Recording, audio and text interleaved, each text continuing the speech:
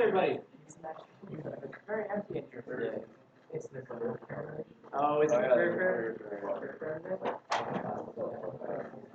That's too bad because we're covering some important stuff today. It's going to be on the exam next week, so I guess jobs for us. I guess jobs. Having a job is nice. Passing the exam is also nice. Before we get started, just a couple reminders. Of course, we do have the exam next week. If you asked me about a makeup exam, I may have emailed you back, and I'm waiting to hear from you. I didn't email everybody back who asked for a makeup exam. I did email a couple people back about potential times for makeup exams, and I'm waiting to hear back from you. So if you ask me about that, please check your email and get back to me as soon as possible. If you're holding up the works, because I need to schedule a time, and I can't do that until I resolve some of the schedule conflicts that came up during that process. What else? Oh, yes. If you have accommodations, such as extra time or things of that nature, unfortunately, as much as I wish that I could, I cannot accommodate those things in this classroom during the exam time. So please, please, please reach out to Cornerstone. They will be able to set you up and handle those accommodations appropriately. Are there any questions about the exam or the homework assignment this week before we start? Fantastic. So this is the last new stuff before the exam. Next week we're going to, question. Of course, yeah. So question 9 is that you can convert the following circuit using NAND and NOR. Can you use just one or is it matter our circuit is in a particular way, or as long as it works? As long as it's the same circuit, as long as it's equivalent and it uses only NANDs and NORs, and maybe NOTs. You can use inverters too if you want to. NANDs, NORs, NOTs. No ANDs, no ORs.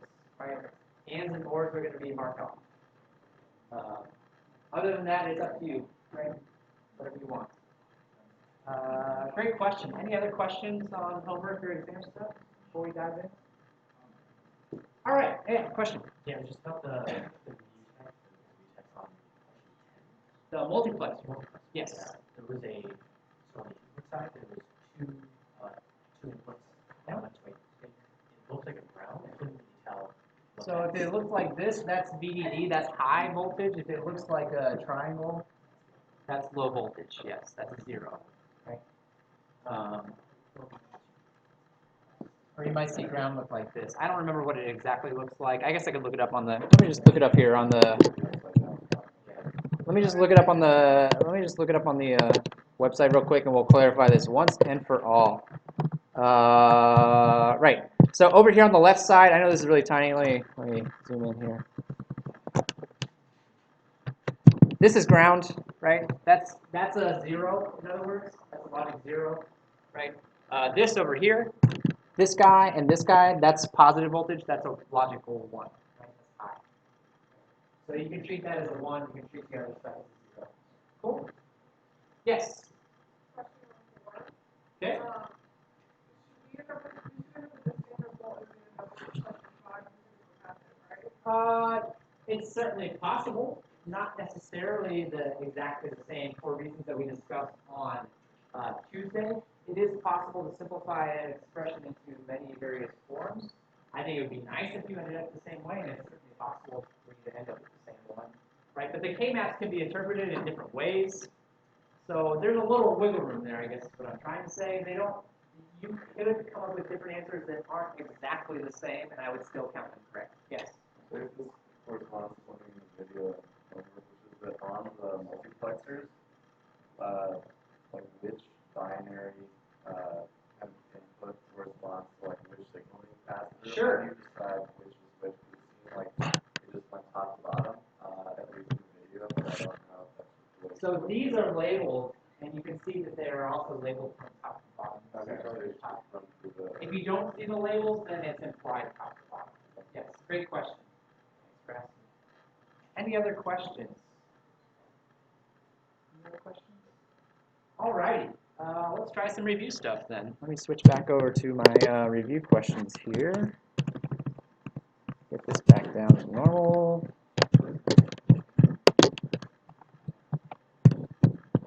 All right. Okay, first set. Right?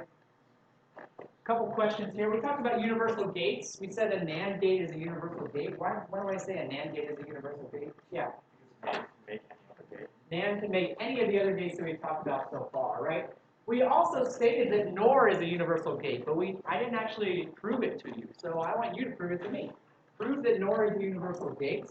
And then this question we'll talk about in a few minutes, and then see if you can rewrite this circuit using only NORs. If NOR truly is a universal gate, it should be able to be rewritten using only NOR gates, right? Take a few minutes, talk to your neighbors. We'll talk about it in a little bit.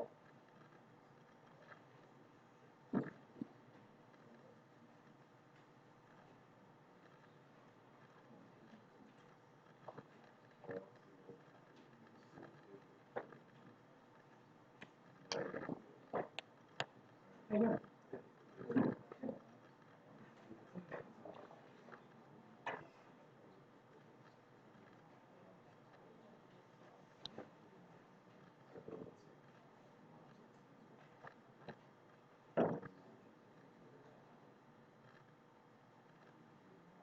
Question?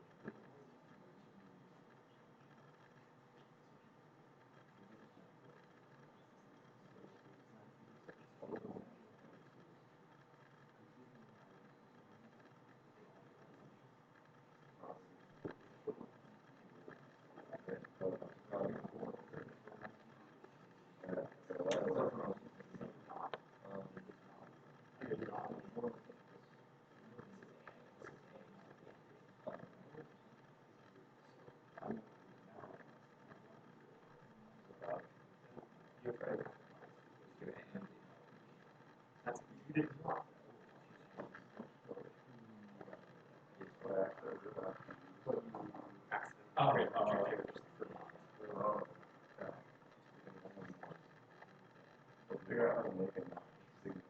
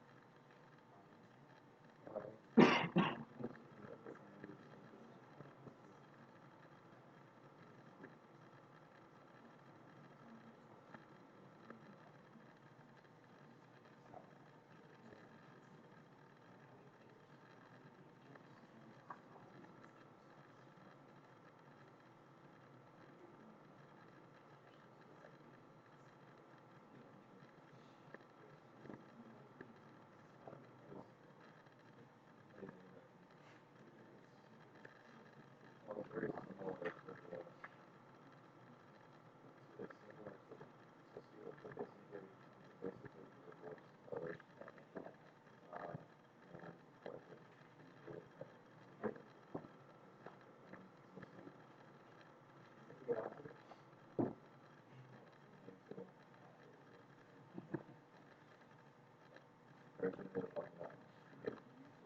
what the Helps now.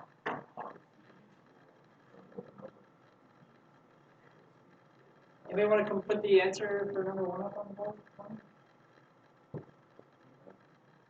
Maybe a couple minutes.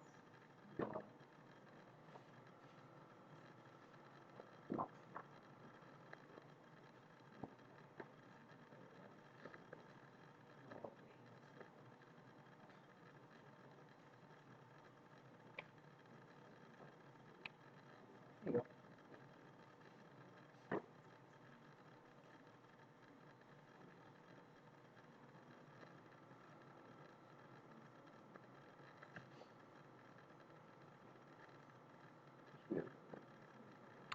Yeah, all our computer scientists, so I guess in the basement.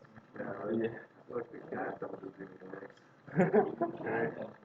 Yeah, the David of Brian, where Jerry teaches cat, it's like it's in the basement. There's no. I've been down there. It's pretty good. Yeah.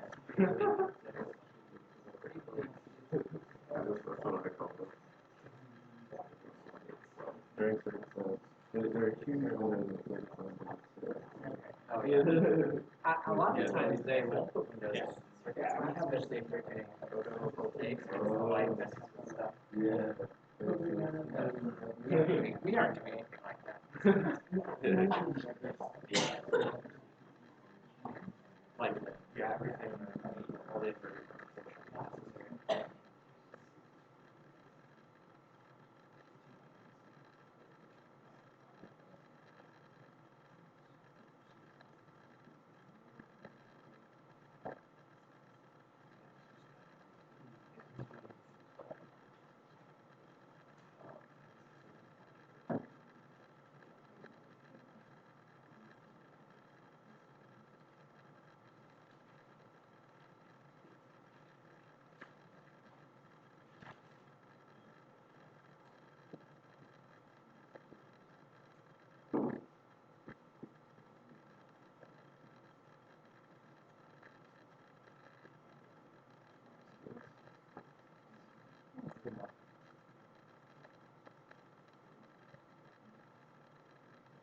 Alrighty, let's take a look. So this looks familiar, right? Isn't this kind of the same thing we did for an AND gate to create a NOT gate? Just tie the inputs together, call it a day. Same thing works for an OR gate. That's nice, that's convenient. Once you have the inverter, constructing an OR gate out of it should be very easy, right? Just invert the NOR gate, that gets you back to the OR gates that we started with. Let's take a look at ANDs. So we've got 2 inverters, the NOR gates. Let me think about this for a second. NOR gates and inverters. Are these necessary? Are these necessary? They're actually not. We don't need these 2. I think just these 3 over here would get the same job done. Yeah, if you just erase the furthest left, okay, it's just change Yeah, I think so. Yeah. I don't doubt that this works. I think it actually would work, but I think this would also work. 2 inverters applied to the inputs of a NOR gate would get you that. Construct a truth table, right? Prove it. Prove it to yourself, or you don't believe me. You should never believe me just because I say something. Prove it. So, once you have these, right? Once you have these, this should be fairly straightforward. How many gates is it going to take you to construct this? Too many, huh? 1, 2, 3 for each AND gate. That's 6, and then 2 more for the OR gate. That's going to be 8. Whereas earlier I only had 3. So that kind of, brings us to the middle question that's over here. Why do we bother using these universal gates? What's the point? Why do we do this? It takes more gates, right? So what the heck? What gives? What's the reason? Yeah. One thing, NAND can be made with very few number of transistors. Yeah, NAND in particular can be built with fewer transistors. NOR takes a couple extra, I think, to actually, No, nor, They're both 4. they're both 4, yeah, they're the same. They're the same. So it's fewer transistors than the corresponding AND gate, because to get the AND gate, I have to invert it, right? That's an extra 2 transistors that I need on the end. So I can eliminate a couple of transistors per gate. That's a nice thing to be able to do. Yeah?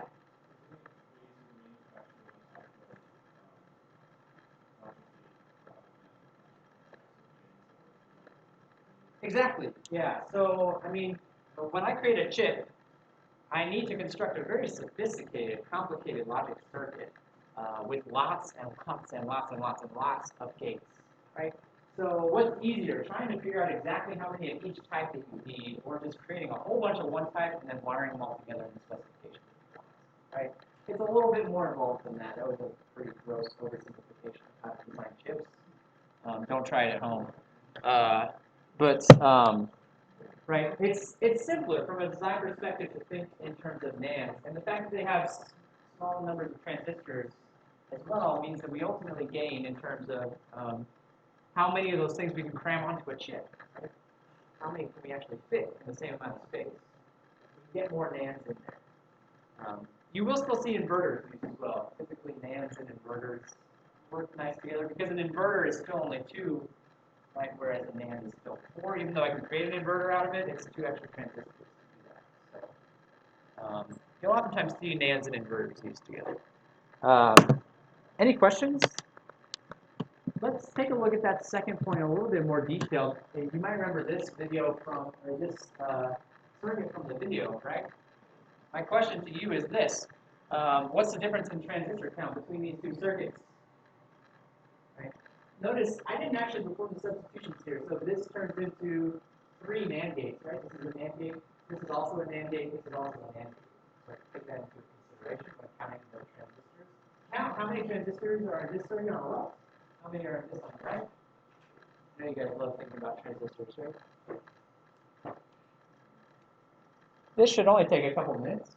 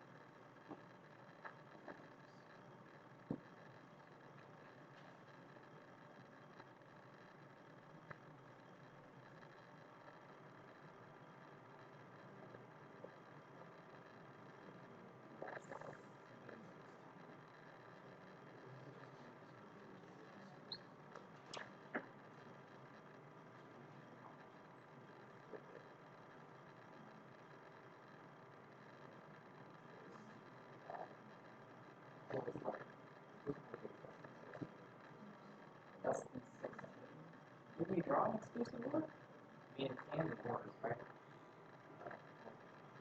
A and not B or A and A and not B or B and not A. Do that. They cancel each other out. I mean, yeah, you can tell me the difference between the two without the exclusive voices which are in both. They cancel each other out. But even still, A and not B or B and not A, right? A, B not, or B not A. Got 2 inverters, 2 ands, and an OR, so that's, let's see, 6, 6, 6 is 18, and then 2 more for each inverter is 22. You can. Sure. Yep. Yep. Yep. If we're, yeah. Yeah, there's a quick flip. Yeah. That's an inverter away at most. Yeah. Okay, so it's the 18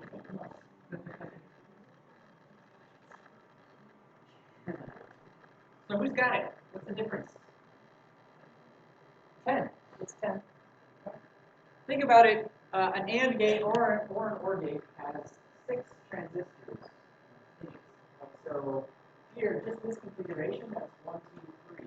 Consider that there's an implied inverter in here, 3 inverters, because I'm converting an AND gate to these and inverting an OR gate to the OR. So there's an implied 3 inverters there. And then compare that to this configuration. Where do I gain those transistors? Well, the inverters are gone, right? I'm taking those inverters out of each one of these 3 gates. That gains me 6 transistors right there, right? So even though I have a couple of extra gates, I got extra inverters here. I had 2 extra inverters that I had to insert. Is it 1 or 2? Oh, you're right. No, well, there's 4. Yeah. Yep, you're right. Sorry, miscounted. An extra inverter, I had more gates, right? I end up with fewer transistors because I'm canceling out these implied transistors in the ands and ORs.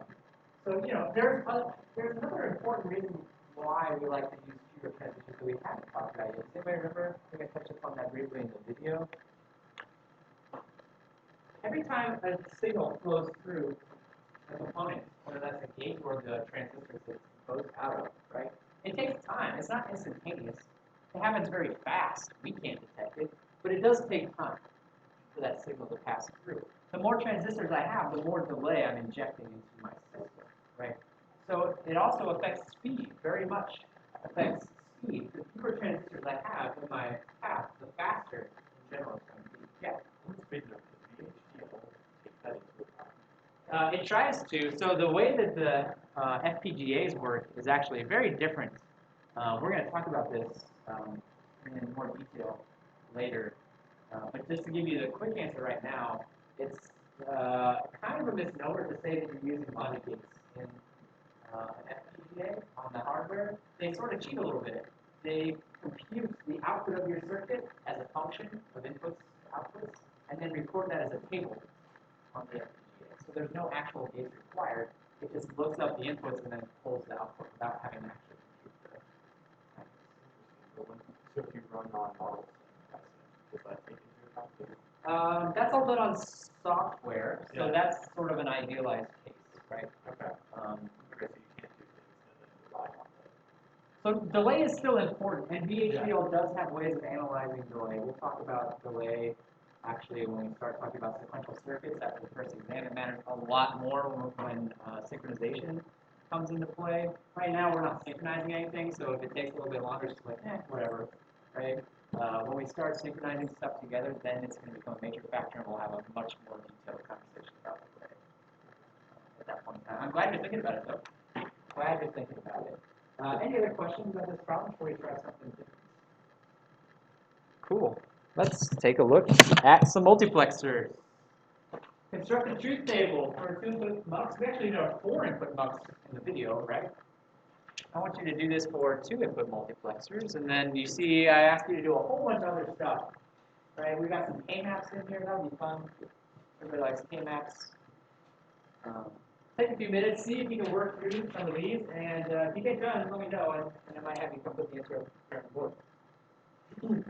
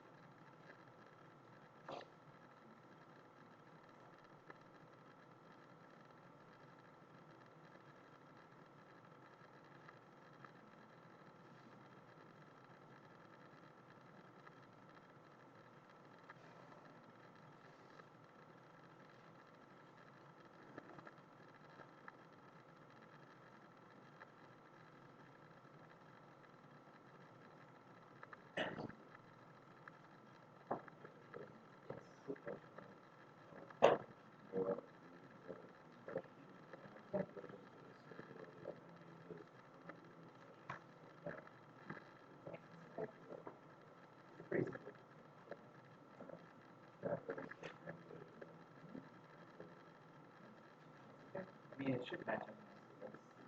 Let's hope.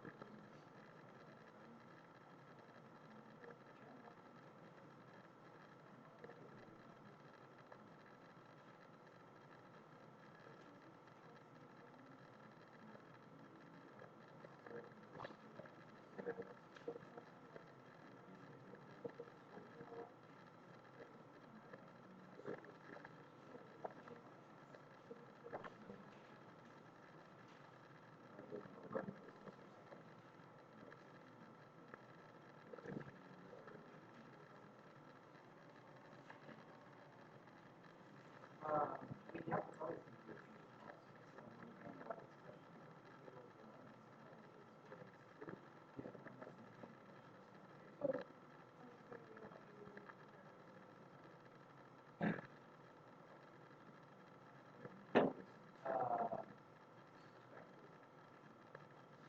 We equate when and why the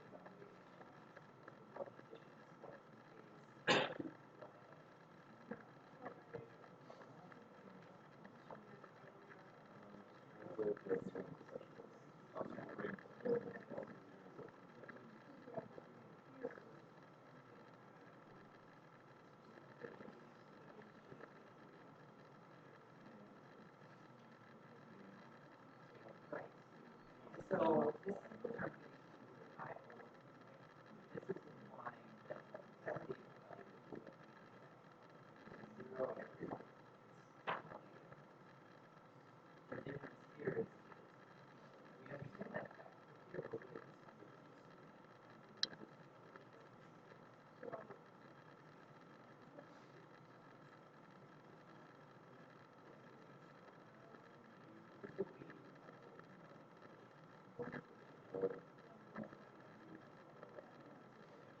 Here we're really okay.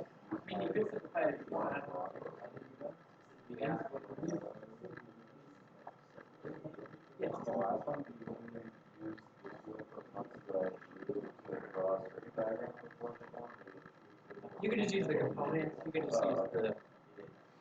I just like call it all one. Yeah, just use this for the last one, right? Okay, so that one. Just use this to answer the last question. You don't have to copy your whole circuit. That's okay.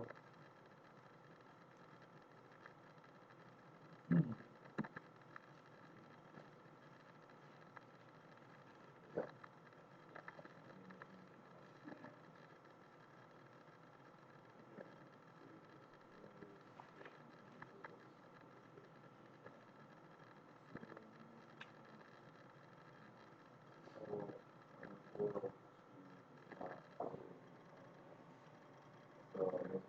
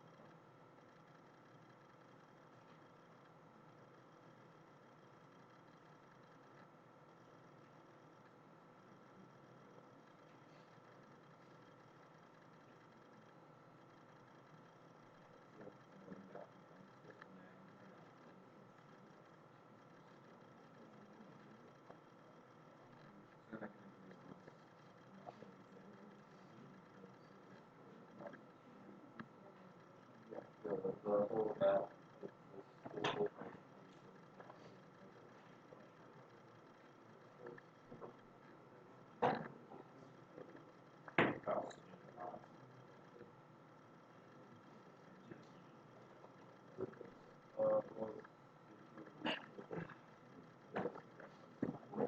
Alright.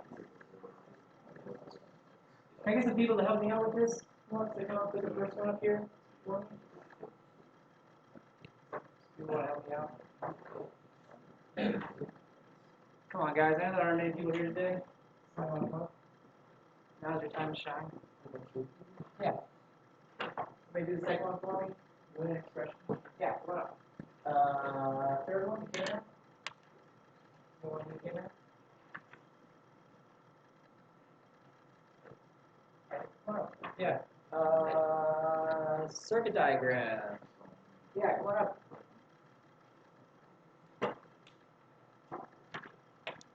Might need to pause there, see where we're at in terms of cycle and this.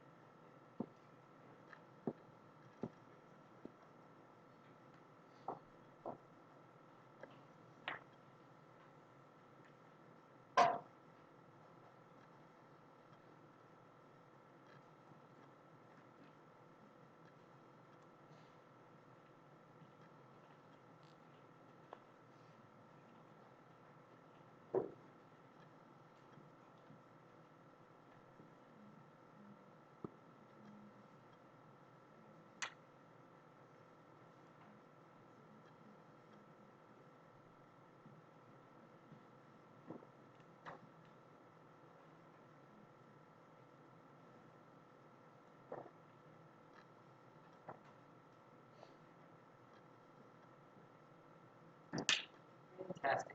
Thank you, everybody. So what is the multiplexer? How does it work? Someone explain to me? What does the multiplexer do? I know you guys know. You're just being difficult. Yeah, so I've got a whole bunch of signals coming in, and this is going to allow me to choose one of them, right? I believe the term multiplexer actually came from the telephone back in the days when we didn't have, wireless phones. Everything had to run through wires. What would happen is all of the telephone wires in a particular area would have to run into a centralized location where all the switchboards were, right? And so we had to have some way of dictating who was on the line at any given point in time. So we had a multiplexer that we could use to select who had control of a particular segment of telephone wire who could be talking on the phone at any point in time. I don't think that we necessarily need them for that purpose anymore, but they are still useful to us in our digital logic circuits. Consider the case where I have a whole bunch of different operations I want to perform.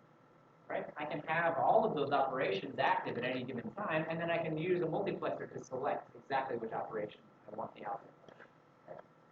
So I can do addition, subtraction, multiplication, the whole thing down, and then I can use a multiplexer to pick the exact one that I want as my output. Right? That's a pretty classic example of a multiplexer. So let's take a look at what we've got up here on the board. Right? I asked you to give me a 2 inputs multiplexer, but hang on a second, I see 3 inputs up here. What the heck happened? Should I be mad right now? Yeah. So I need that select right? And there's a relationship between the inputs that are coming in and how many select bits that I have, right? What's that relationship? If I have, X number of inputs, how many select bits do I need?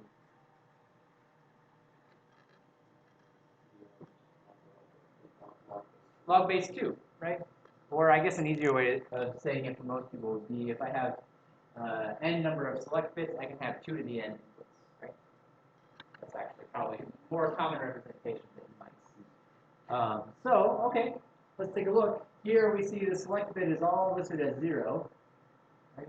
Which means I don't care about what this input is doing. It doesn't make one bit of difference to me what this input is doing at all. All I care about is what 0 is doing. So if 0 gives me a 0, I give you a 0. If it gives me a 1, I'm going to give you a 1. And then the same thing for when the select bit goes high, right? I only care about what I1 is doing in this particular case. So if it goes high, then I'm going to output high. If it's low, then I output low. Fantastic. Let's see, number 2, the Boolean expression. This guy uses variables. This is actually correct, right? But if we want to consider the case where it's always true, which is typically how we write such expressions, I would say, well, actually, no, this is right. I don't even know why I'm complaining. This is perfect. I don't need to make any adjustments to it at all. It's fine. Thank you. Let's see. What was the next one? K-map. All right, here we go. Here's our K-map. We only have 3 inputs, right? So I only need 2 rows, 4 columns. We can see the midterms marked here. So I have 2 terms in my expression, but I have 4 midterms marked. I can group them into groups of 2. I'm glad that you didn't make this connection here. That's not necessary, right? We don't need it. It's not required. And then circuit diagram. These should be not here, like this. I'll knock your knots. All right. Yeah, this is perfect. This is classic. This is a textbook example of creating this guy. If you want to create this using only nans and nots, we know how to do that now too, right? We know how to swap all these out for NAND gates if we need to. The last one, I think, is perhaps the most interesting. Can somebody help me out with this one? How do I construct a 4-input multiplexer out of a 2-input multiplexer? So the only thing that I want to use in this entire circuit diagram is this. And I can use as many of them as I want, right? But this is the only component that I want. Maybe an inverter or 2. I'm not sure that's even necessary. This is all that I want. Yeah. So you have two inputs. Okay. That both take a S0 as their Okay. And then the top one you have I3 and I2, and the bottom one you have I1 and I0. So S0 chooses either I3, I1, or I2 and I0. Okay. Give me a second to catch up here. Saying I3, I2, I1, I0. Right? So if S0 is 0, what's going to happen? It's going to choose from either I3 and I1, right? Or I2 and I0, right? If it's high, right? So I filtered out half of my options, and then what I have to do? And then you send the outputs of both of those into the box that S1 selects for. So I can take these over into a third one and have that be S1. Okay, so what happens if S0 is 0, right? That's going to give me I3 and I1, and now S1 can choose between those two. I can choose either I3 or I1, whichever one it needs to. If this is high, then S1 is choosing between I2 and I0. Does that make sense? I can construct multiplexers of any size using this same technique, right? Any size that I could possibly want. It's just a series of 2-input multiplexers. Why would you need a low S0 choose I3 or I1? So it's usually 0 and 1, right? 0 is usually the top one, so it's like this. Traditionally. If you don't see it marked, it's usually 0 and 1. I'll try and remember to keep it marked so that we don't run into that. If you're ever unsure, just mark it. Just tell me, right? I won't mark you wrong if you tell me exactly what you want your outputs to be. So truth table is the opposite.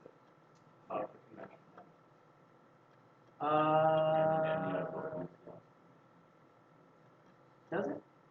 Well, I like on the 4x1 box, it uses 0, 0 as the bottom end. oh. Uses 0, 0 as the bottom input. Interesting. Okay. Well, yeah, we just need to be explicit then. And I need to hold myself accountable for that as well. I need to be explicit about what we're reducing and going in. Like I said, I don't care, right? It makes no difference as long as we know. As long as we know whether the 0 or the 1 should be on top. Any other questions about this? Questions about multiplexers? This is the same exact thing we just did, except for decoders. I think I want to get this to the next problem. So what I'm going to do instead is maybe just work through these a little bit together. What's a decoder? How does a decoder work? Yeah. It's kind of the inverse, right? So what are my inputs to a decoder typically? How many inputs? You know, what are my relationship of my inputs to my outputs? The decoder. What's the function? Yeah. Right. So I have n inputs coming in, and I have 2 n inputs coming out. Right. You might hear it sometimes referred to as a binary to digital converter, or not binary to digital, binary to decimal converter, in the sense that, you know, here's my box, right? We saw 2 to 4, I think, right, in the videos and in the diagram. This was asking for a 1 to 2, right, which is simpler. So I have 2 inputs here. How many possible combinations can I represent with 2 inputs? 4, right? 4 possible combinations. So I give you 0, 0 over here, and if this is the 0 output, it would then go, you know, 5 on the timing diagram, right? The same principles apply to decoders as they do to multiplexers. I can construct larger multiplex decoders out of smaller ones. You should definitely take a look at these problems and practice them. I want to move on to something a little bit different for the remaining half hour of the day. Okay, here's some Vhdl. I couldn't let you get out today without taking a look at some Vhdl, right? I want you to write a circuit for these. We've actually already seen these before. We've seen these expressions. We've done these before. What was the trick we used last time to create circuits out of these? We simplified first, right? We made a truth table, I think, is what I highly recommended. That approach might still help you, but what I want is, in this case, we have new components. We have additional components, specifically multiplexers and decoders. They can help us solve this problem a little bit more efficiently than the way that we did it in the past. Right? We can still use entirely logic gates if we want to, but I want to see if you can stick some multiplexers and decoders in here to help solve these problems a little bit more efficiently. Take a few minutes, see if you can figure it out, and we'll talk about it in a bit.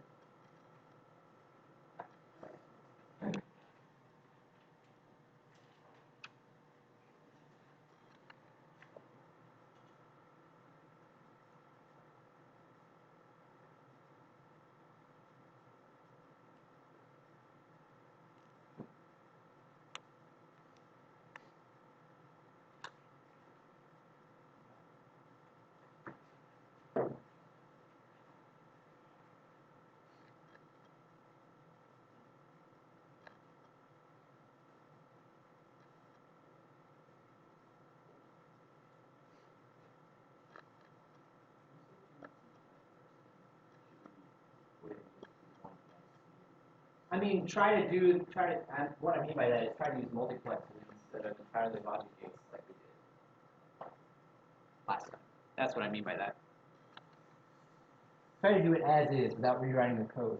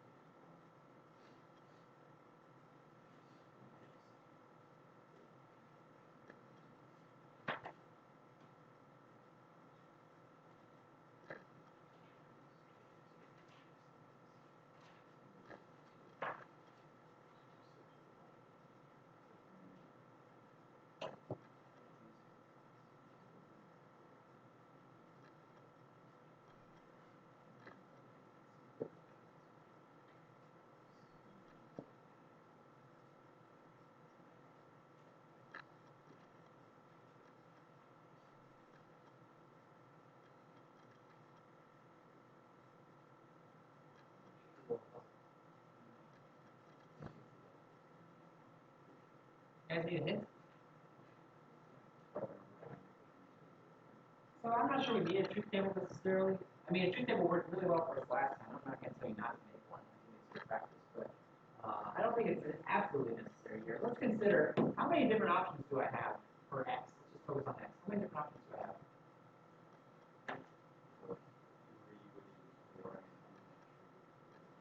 I have three, really, right? I have B and C is one option, not C is my second option, and A or D is my third option, right? So what can I do? You know, I have three options. What can I use to help me out with that? Yeah. I can use a 4-input mux if I want to, right? So that means I've got two select bits, right? So now, right, what's going to happen? My options are going to go in here, and what am I going to do with that fourth one? I kind of need to figure that out somehow, right? That's a Fortunately, you have a situation that will happen twice. yeah. So Which is when A is 0. yeah. So I'll let you figure out how to put that in the circuit, right? And then we need to figure out how to wire these select bits up on this multiplexer, right? We need a 4-input mux to help us solve this problem. Actually, spoiler alert, I'll help us why too. See if you can take that little nugget of information and put it to good use.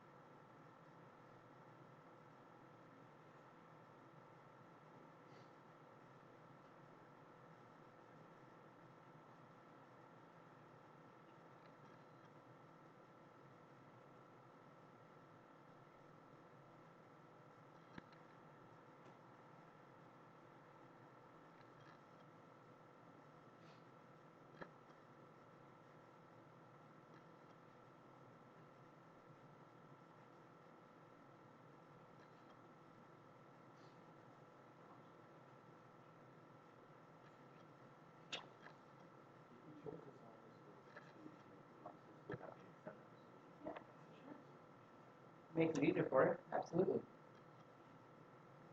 Should be the same number of gates, right?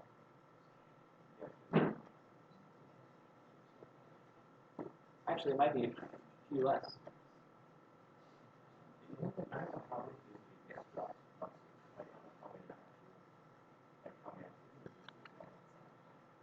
Well, they use NAND gates, right? They use NAND gates for everything, but this is really 3 2-input muxes. So if you're doing it with only 2 2-input muxes, my question is how much additional logic do you need? Is it the same amount of additional logic as an additional 2-input mux? If so, then they're equivalent. If not, then you save yourself a few gates, which is yeah, it's fine. Whatever way makes the most sense. It's fine.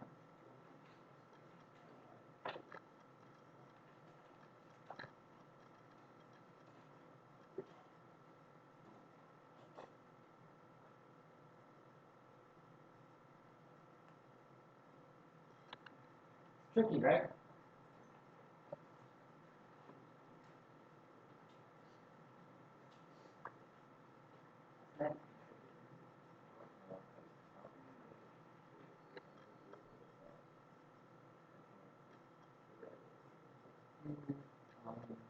If you make a truth table of just so you do A goes, right? And so when A is 0, you put the results of B and C as 1.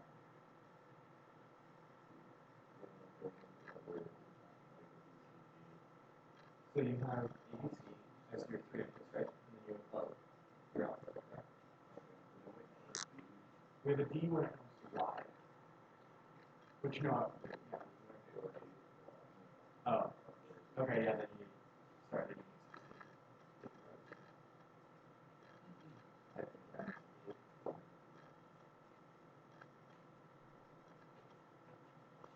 what is the approach here? Seems like people are still struggling. Let's see if we can figure this out. What's the approach? What do we need to do? Yeah. So for your selectors on your box, you should wire it to be the things that determine what's going to happen. Right. So for X, you use A and B to determine what's going to happen. Right. We only use A and B, right? That's it. That's all we need for that one is A and B. So we have 4 scenarios, right? 0, 0, 0, 1, 1, 0, 1, 1. So we only use A and B. So we need to figure out, which combinations of A and B are going to lead to which one of these 4 particular scenarios, so that we can wire up the select bits. So how do we do that? What do I do next? I know you know. Let's see if somebody else can help us out. Yeah.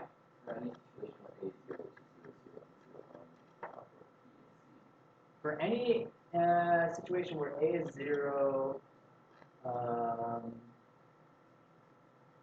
which is 0, 0, and 0, 1, make the output B and C. So you're saying these two can be B, is it and? Yes, and C.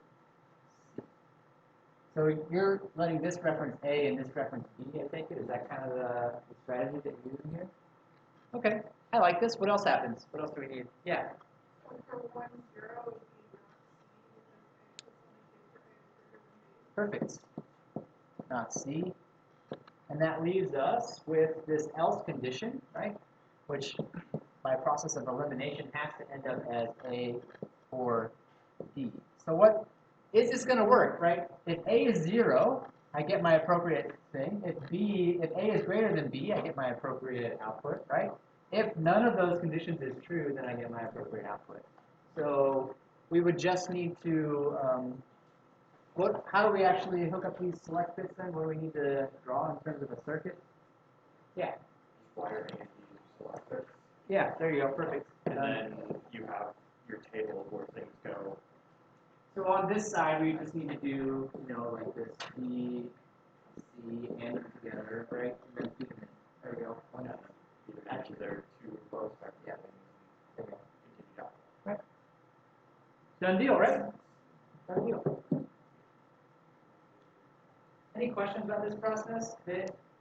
Now let's see if we can tackle why, right? Why should be one thing.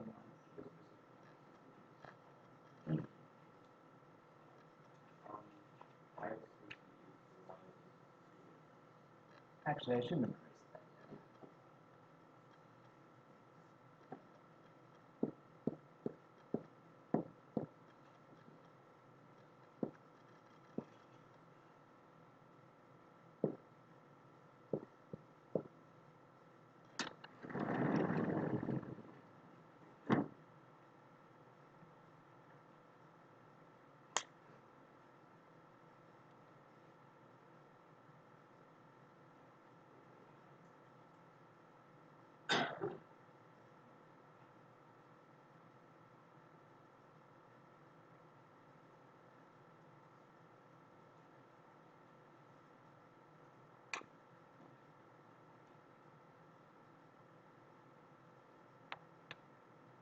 So why I think can be done a couple of different ways, right? There's no one correct answer here, but there is one way that I think might be able to use it. Yeah. So just to make sure I understand the code, the second line kind of takes precedent over the first line. So the bottom line. The bottom line is only going to happen if these things don't happen, just like an if statement.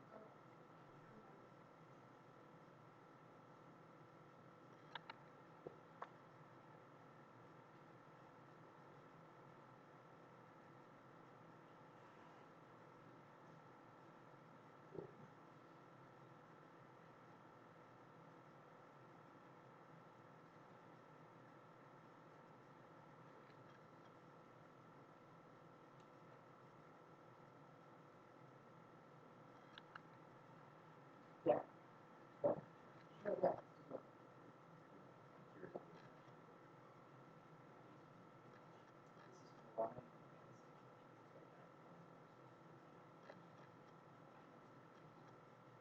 That's okay. They're later, right? So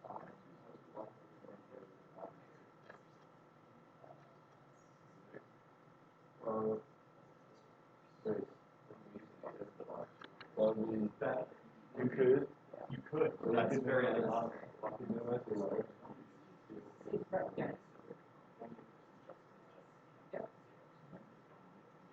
You can do that.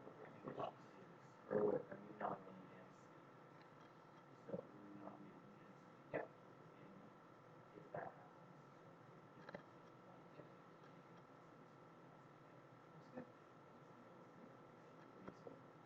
Like it. Like it.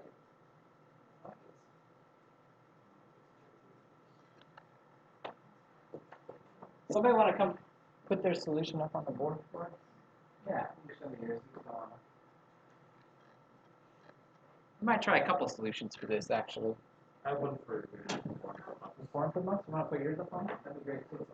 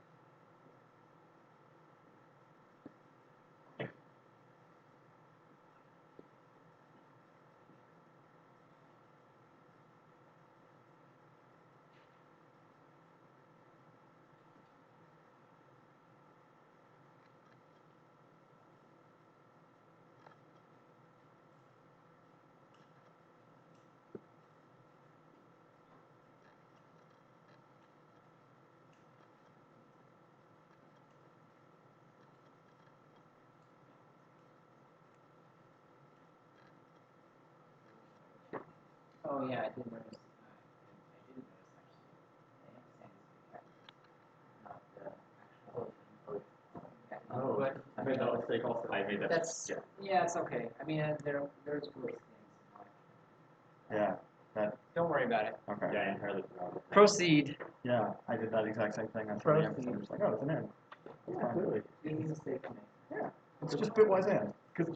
This is concatenation. Java, and not also and. and Also, every other language ever. Not logical and. Yeah. Logical and is this. This is and as in one and one is equal to one. It's gonna be really This is easy concatenation. actually, This like takes start two bits programming with it. combine It's them. a little bit too comfortable. Essentially effective or correct. So agreed. They come out of the output. Oh. Or if you want to use real super shorthand, you can literally put them in quotes, right? Just say quotes. And that's fine. I'm okay with using shorthand for things.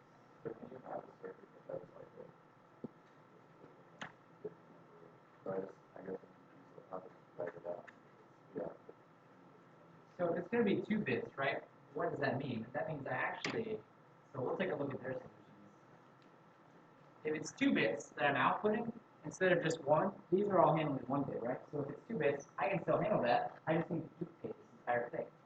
1 to the first bit, 1 to the second bit. Right? Duplicate it, which is a little unfortunate, but it works. So we have 2 solutions up here. I imagine they're somewhat similar, somewhat different. Let's take a look and see. This one uses 2 input buses. We're going to ignore the concatenation for right now, although I might fix that in just a little bit. Right? And take a look at it as given. It's really the select bits that I care about the most anyway. Like that's what I'm concerned about with this problem. So we see here that I've got select bit for this guy coming in as B and not C. So that's going to be, oh, C and not B, I apologize. B is not in. C is. But yeah,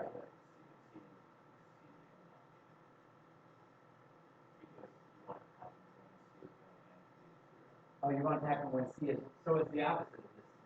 C and not B?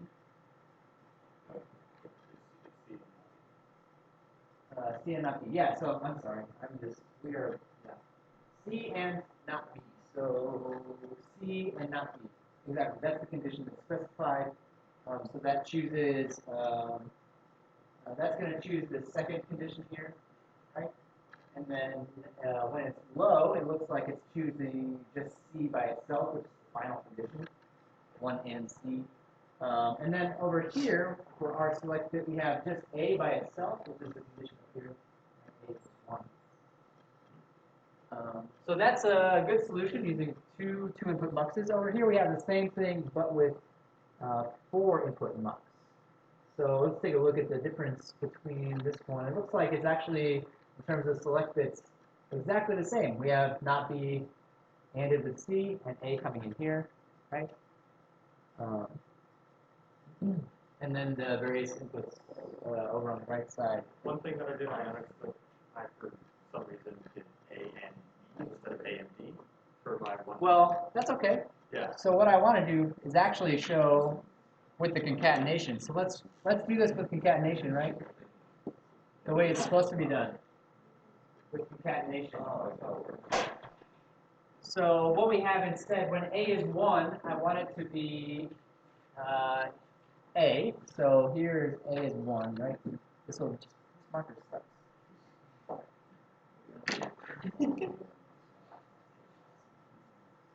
Here's A, right? When A is 1, I want A to be passed through. I need another 4 input mux down here. Right? Same configuration, 0, 0, 0, 1, 1, 1, 1, 0. I can reuse my select bits. I don't need to change these. These can just come over here, right?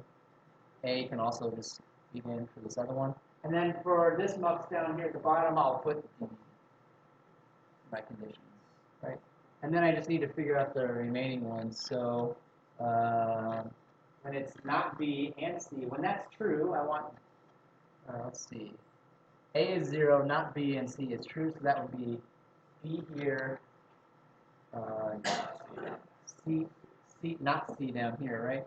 So I need an inverter there. And then finally, I'd have C, 1. Or that might be, no, that's right. That's right. Right? And so then the output here actually forms a bus where the top one is going to be, I call it O sub 0, and this I call O sub 1. Right? This is a vector, or you might think of it as an array of bits. A bus is what we call it in digital logic, but if it helps you to think of it as an array, please do. It's very similar to the arrays that you use in Java or other languages. Any questions? So what's the main takeaway here, right? When converting every single thing we write in Vhdl, we have to consider how that's going to translate into a circuit. Right? So when I see when, else, that should be an immediate red flag telling you multiplexer is happening, right? Actually, if else is also something that exists in Vhdl, so we can use your traditional if else statements. We can only do that in processes, but it can exist, and that's the same thing. It's also potentially going to lead to a multiplexer in your circuit, potentially. But when else is guaranteed multiplexer, for sure.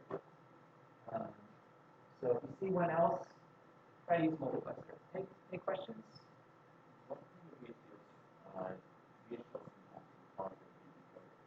Would cause there to be a decoder? That's a great question. So what would a decoder look like in Vhdl? It would be, I don't know that there's a natural keyword that maps directly to a decoder. You could certainly write something that looks kind of like this, actually, that would code up a decoder if you wanted to. So, you know, well, no, you couldn't use a when else. Well, you could. You'd have to use a series of them, though, right? You'd have to say, you know, x0 equals 1 when a equals 0, 0, else 0, right? And then you do x1 equals 1 when a equals 0, 1, else 0, right? You could code up that way as a series of multiplexers, which, surprise, surprise, I can use multiplexers to create a decoder, right? Maybe not a surprise. So, you know, we've actually seen this example twice now. This is the second time. The first time we did it using purely logic gates. Hopefully that's not a surprise either, because we just saw multiplexers decompose into logic gates, right? So, all right, any other questions? What are we doing on time? Let's see what the last problem is. Oh, this is good. Yeah, this is perfect. We got 10 minutes. take 5, see if you can figure this out, and then don't worry about the entity declaration. Just do the behavior part. It'll save us some time. Just do the behavioral part. Yes. So you can see the notation for the vectors. Yes.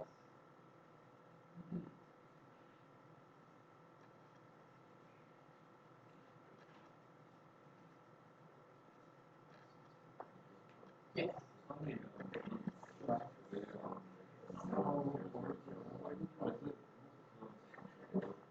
Traditionally, yes, I just wrote it wrong. Actually, I copied it. Yeah, I mean, we're used to writing K-maps, right? We're used to writing K-maps. That is exactly what happened. It's just like how we count the K-map order. One, 0. That's the way you count. No, the way you count is 0, 1, 3, 2. Yeah. It makes sense.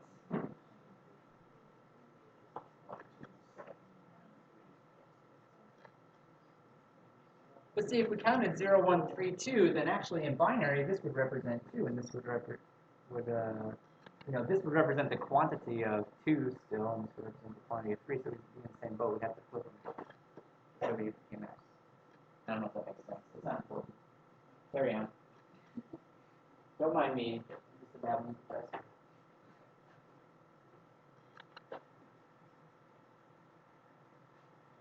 Thanks for your guys.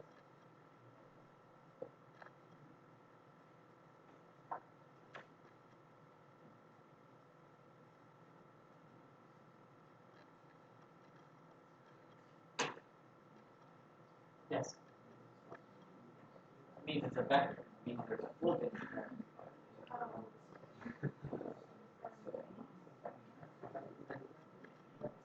Yeah. Yeah. Like, you can use vector and like there's a vector, right? And there's I don't know what the vector is, but solar they which is vector. The vector is a negative a vector. And so like and vector the Yeah. Yeah. so to squares matrix and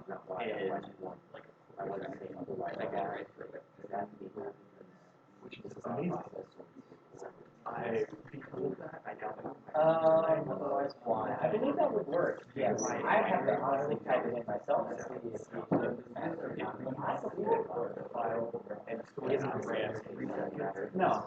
But it's a good question, though. It's still a good question. Yeah.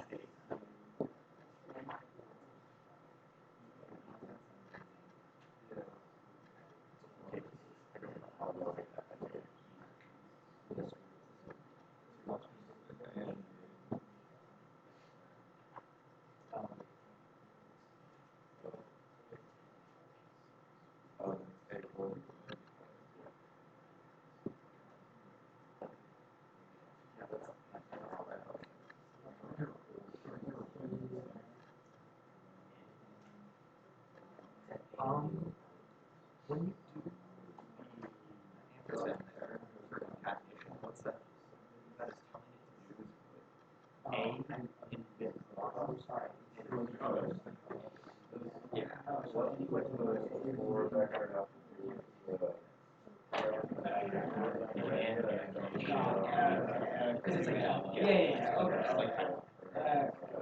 So, seeing these 4-bit vectors here, right? A, B, and X are all have 4 bits. All have 4 bits. So I know there's stuff in here that we haven't explicitly talked about yet.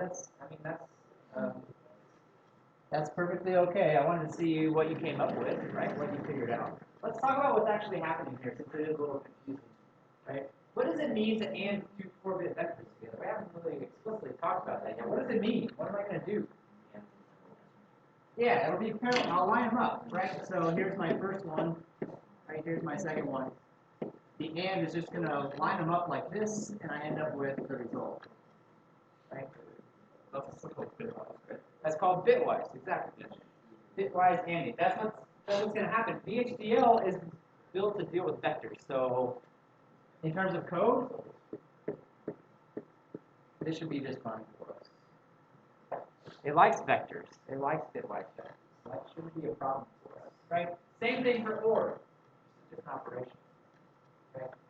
So what is it? So I get 4 bits for my input vectors. I'm going to get 4 bits back out. That's representative here as well. 4 bits in, I'm going to get 4 bits out. So A and B are both 4-bit vectors. X is coming out as a 4-bit vector, but in terms of how I read the code, the fact that it's a 4-bit vector, I couldn't even really tell unless I show you the circuit diagram. Right? You wouldn't know. You wouldn't know just from looking at the Vhdl that that's actually what happened. You would need the entity declaration to be entirely positive of what happened with the size of these values. Okay, so this is the first part, right? Well, almost. The x arrow equals. What comes next? I need a when. When what? When y. I'm sorry?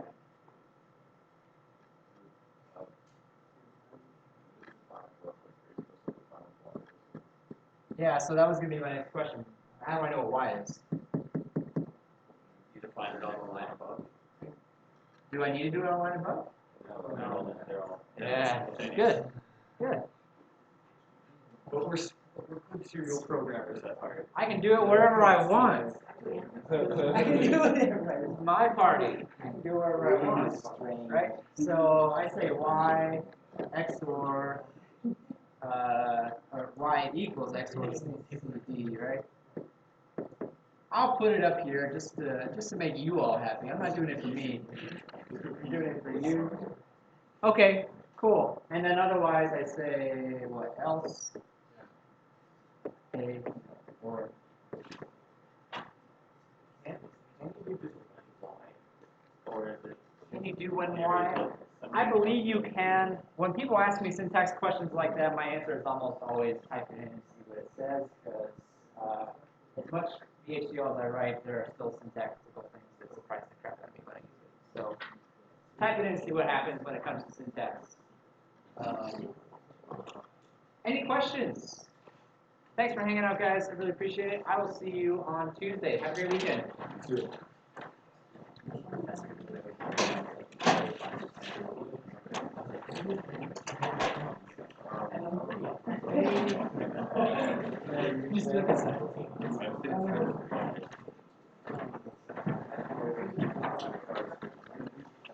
Just one quick question. Yeah, what's up? So when you're actually wiring and all these various different logic, I assume there has to be a power input here as well. In what sense? Well, like for example, imagine that you wire a command gate, right? And you give it 2 zeros, and those are that before those are voltages, right? And then it outputs a high voltage. Not to mention that when we designed it with the transistor coming from the man, but we had the puzzle here, and we had the ground out. And that's the answer to your question, right? This is an abstraction of the transistor level diagram. We use gates so that we don't have to draw transistors and we don't have to draw power sources. Of course. But so if we're actually wiring this, like what, AND gates are rectangular. Or a chip, yeah. Like how many pins do you use? It's It's so long since I played with it, 2-input AND. They come in various packages. Yes. Where do all those go?